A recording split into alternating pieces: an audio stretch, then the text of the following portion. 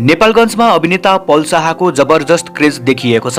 हालै आयोजित एक भव्य महोत्सवमा पल शाहको उपस्थितिले माहौल नै उत्साहमय बनेको थियो। स्टेजमा पुगेका पल शाहलाई देखेर एक डाई ह्याट फ्यान युवती भावुक बन्दै रोइरहेकी थिइन्।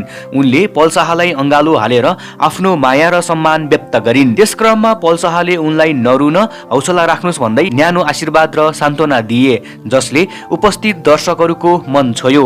महोत्सवमा युवा मात्र होइन, ज्येष्ठ दर्शकहरूको पनि उल्लेखनीय सहभागिता देखियो।